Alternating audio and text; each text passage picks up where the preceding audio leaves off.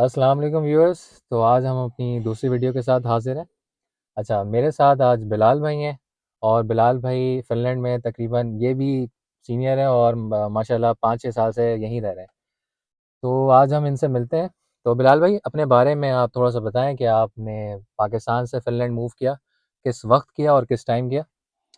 यार मैंने तो जिस वक्त में फिनलैंड मूव किया था, यहाँ पर तो पाकिस्तानियों की तादाद जो है वो बहुत ज़्यादा कम थी। देसी कम्युनिटी मिलती ही नहीं थी। मैंने 2018 में यहाँ मूव हुआ था मैं, और मैं मास्टर्स के लिए हुँ। मूव मूव किया था। और 2018 टू 2020 सेशन में था मैंने, और मेरा मास्टर्स जो था वो साइबर सिक्योरिटी में था, यूनिवर्सिटी ऑफ तुर्को से।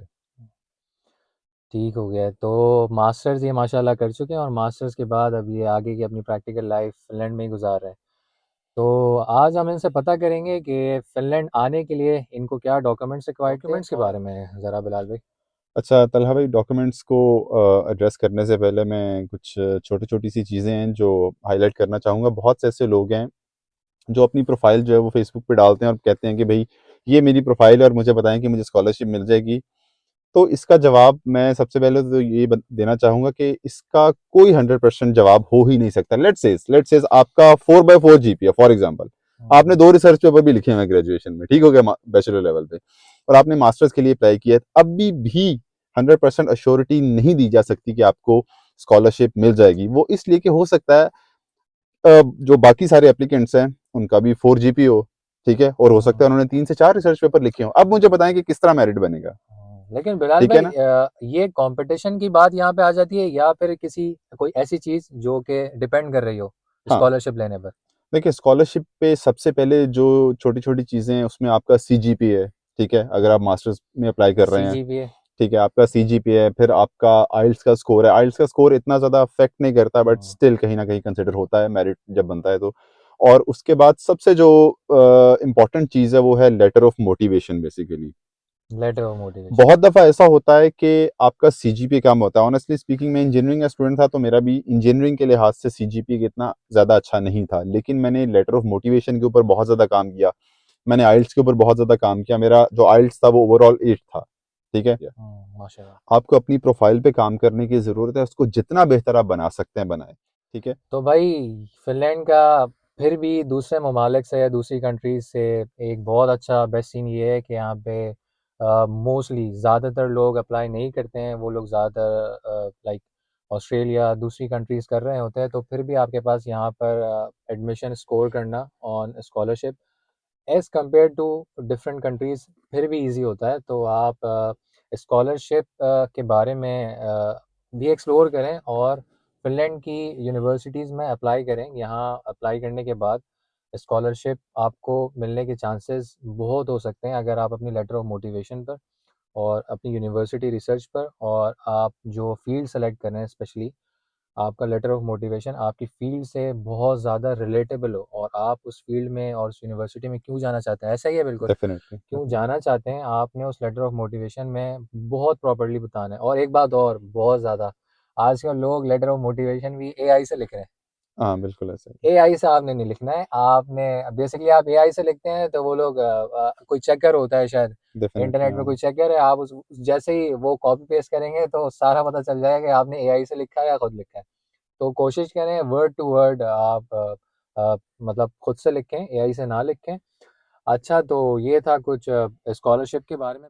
बिलाल भाई, हमने ये तो बात कर ली। अच्छा, एडमिशन भी अगर हमारा हो जाता है, मिसाल लें हमने एडमिशन के लिए अप्लाई किया और यूनिवर्सिटी ने हमें congratulations you are admitted to the university. अच्छा, उसके बाद के प्रोसीजर में आप हमें ये बताएं कि इंटर मैट्रिक यूनिवर्सिटी की डिग्री और उसका सर्टिफिकेट हमें उसे कहाँ से अटैच कराना होता है और कब कब हमें कितने पहले ये प्रोसेस करना चाहिए, इसे काइंडली एड्रेस करें। अगर आप मास्टर्स में अप्लाई करना चाहते हैं तो आपको इंटर और मैट्रिक के डॉक्यूमेंट्स की हरगिज़ ज़रूरत नहीं है। इंटर सिर्फ एंड मैट्रिक हमें नहीं इंटर चाहिए। और मैट्रिक की ज़रूरत नहीं ठीक है, है, आपको ठीक है। सिर्फ और सिर्फ अपने बैचलर्स की डिग्री और ट्रांसक्रिप्ट दोनों चीज़ों की ज़रूरत है। ठीक है, हम्म। और ये इसे दोनों हमें अटैच चीज़ें, कहाँ से करवाना है? हाँ, और ये आप दोनों ये जो दोनों डॉक्यूमेंट्स हैं ये आपने एचईसी से टेस्ट करवाने हैं, और एचईसी से टेस्ट करवाने से पहले नॉर्मली जितनी भी यूनिवर्सिटीज़ हैं वो खुद से टेस्ट करती हैं, फिर आप एचईसी से टेस्ट करवाते हैं, एंड एट द एंड जो है ना आप मोफा से टेस्ट कराते हैं। और एक और बात, मैं आपको मशवरा यही दूंगा, वो तमाम लोग जितने भी पोटेंशियल एप्लीकेंट्स हैं वो डेफिनेटली मल्टीपल यूनिवर्सिटीज़ में अप्लाई कर रहे होंगे, और ना सिर्फ फिनलैंड में इर्द गिर्द भी अप्लाई कर रहे होंगे। तो जब भी आप HEC से अटेस्टेशन के लिए जाएं अपने ओरिजिनल डॉक्यूमेंट्स के साथ, एज अ प्रिकॉशन 3 से 4 फोटो कॉपीज को भी टेस्ट करवा लें, ताकि इन केस फ्यूचर में अगर कोई यूनिवर्सिटी आपको कहती है कि भाई हमें टेस्टेड फोटो कॉपीज भी पार्सल करें, तो आपके पास वो राइट अवे मौजूद हो। ठीक है, क्योंकि आपको पता है कि HEC का इस वक्त प्रोसेस जो है वो बहुत टाइम टेकिंग है, तो अच्छा मौके से फायदा उठाएं। बिलाल भाई, ये इंटर की डिग्री आईबीसीसी, ज़्यादातर लोग ये पूछना होता है कि इंटर की डिग्री कोई आईबीसीसी भी कोई इदारा है शायद, वहाँ से हमें अटेस्ट करना होता है ऐसा? जी बिल्कुल ऐसा ही है। जो इंटर की डिग्री है बेसिकली वो IBCC जो है ना इदारा, वो टेस्ट करता है। तो ये इंटर करवाना इंटर ज़रूरी होता है? यस, इंटर और मैट्रिक, अगर अगर ये डॉक्यूमेंट्स रिक्वायर्ड हैं, फॉर एग्जांपल अगर आप बैचलर्स में अप्लाई कर रहे हैं, अच्छा। तो आपकी जो मैट्रिक और इंटर की डिग्री है वो हम्म। टेस्ट होती है IBCC से। ठीक है।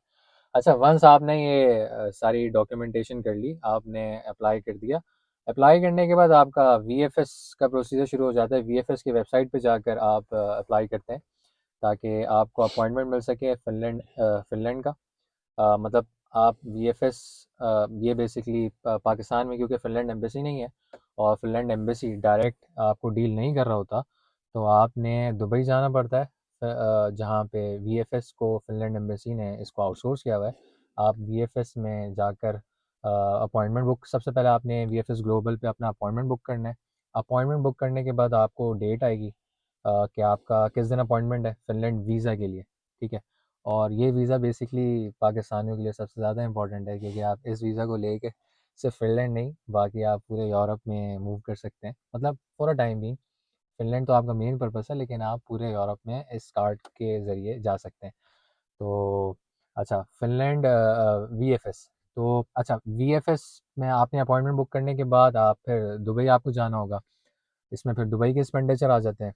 और अच्छा, दुबई में दुबई के बाद, अच्छा एक क्वेश्चन ये भी होता है कि दुबई जाने के बाद हमें दुबई में कितना रुकना है। देखें, आपका एक दिन का अपॉइंटमेंट है, तो अब आप 10 दिन रुकें, 20 दिन रुकेंगे, आपके ऊपर है, या आप एक दिन का सिर्फ अपॉइंटमेंट दें और अपॉइंटमेंट देकर आ जाएं। हाँ, अगर अपॉइंटमेंट के दौरान फॉर एग्जांपल कोई डॉक्यूमेंट जो है वो स्किप हो जाता है, या बाद में VFS आपसे कोई हम्म। डॉक्यूमेंट जो है वो डिमांड करता है, तो वो आप पाकिस्तान वापस जाके सप्लीमेंट्री डॉक्यूमेंट्स में अपलोड भी कर सकते हैं। ठीक हम्म। है, तो मेरे साथ भी ऐसा था। फॉर एग्जांपल, खैर मेरे दौर में तो VFS नहीं था, तो मुझे डायरेक्टली फिनिश एम्बेसी जाना पड़ा था अबू धाबी। तो मेरे पास भी जो थे वो कुछ डॉक्यूमेंट्स मिसिंग थे, जो कि मैं मेरे जहन में नहीं रहे, मैं लेकर नहीं गया, तो वो फिर मैंने बाद में आके जो है ना वो अपलोड कर दिए थे। हाँ, और VFS ग्लोबल के लिए आप migrate.fi फिनलैंड, तो आप इस पे जाके अपने सारी डॉक्यूमेंट्स अपलोड करते हैं। और उसके बाद अपलोड करने, जैसे इन्होंने बताया कि अगर आप दुबई में आपका अपॉइंटमेंट हुआ, अपॉइंटमेंट के बाद अगर आपके कोई डॉक्यूमेंट्स मिस हो जाते हैं, तो आप क्या कहते हैं, migrate.fi पे, मतलब उस पोर्टल पे अपलोड कर सकते हैं अपने डॉक्यूमेंट्स। अच्छा, ठीक है। तो बिलाल भाई, आप कुछ कहना चाहेंगे लास्ट? अच्छा, मैं एक चीज़ ये ऐड करना चाहूँगा कि जैसे तलहा भाई ने शुरू में कहा था कि फ़िनलैंड में जैसे बहुत से लोग नॉर्मली अप्लाई नहीं करते, तो यहाँ चांसेस बहुत हाई हैं। ये बात जो थी 2022 तक जो थी बिल्कुल हकीकत थी, लेकिन अभी 2023 में आपने खुद भी देखा है कि सिनेरियो जो है वो बिल्कुल चेंज चेंज हो हो गया गया। है। बहुत से लोग आए हैं, and it's for the first time के रिकॉर्ड एप्लीकेशंस हुई हैं और रिकॉर्ड रेजिडेंस परमिट अलॉट हुए हैं लोगों को, और रिकॉर्ड नंबर ऑफ जो लोग हैं वो आए हैं फ़िनलैंड में। हम्म। तो अभी और जो आईटी आईटी के बारे में, स्पेशली आईटी यहाँ हाँ, पे बहुत ज़बरदस्त कोई हाँ, फील्ड है। हाँ, अगर अगर आप आईटी से रिलेटेड आपका बैकग्राउंड है, तो then I would highly recommend कि आप लोग यहाँ पर आएँ। फिनलैंड है। ठीक है, आप फिनलैंड आएँ, क्योंकि अब ये फिनलैंड स्वीडन जो नॉर्डिक रीजन है, basically it's like an IT hub. ठीक है, तो आईटी वालों, आपके लिए बहुत स्पेशल कंट्री है फिनलैंड, इसे ज़रूर कंसिडर करें। आपको बहुत सारे यहाँ पे और दो बेनिफिट्स मिल तरह के सकते हैं। हाँ, और दो तरह के लोग, सॉफ्टवेयर डेवलपर्स और डेटा एनालिस्ट या डेटा साइंटिस्ट, इन तीन जो डोमेन्स हैं इनकी बहुत ज़्यादा यहाँ पर डिमांड है। तो ये सारी बातें थी जो आज हमें शेयर करनी थी। मज़ीद इन्फॉर्मेशन के साथ मैं हमेशा आपके पास हाज़िर होता रहूँगा, नए लोगों के साथ, नई डिटेल्स के साथ, क्योंकि ये है कि हमें मज़ीद लोगों तक डेटा पहुँचाना है कि वो पाकिस्तान से किस तरह मूव कर सकते हैं बाहर, स्पेशली यूरोप की कंट्री फिनलैंड, जहाँ जहाँ हमें जिस तरह का हमें एक्सपीरियंस मिलता जाएगा, हम उस तरह की चीज़ें आप लोगों के साथ शेयर करते रहेंगे। तो थैंक यू सो मच। मिलते हैं हम अपनी अगली वीडियो में, तब तक के लिए ख्याल रखें। बाय। अल्लाह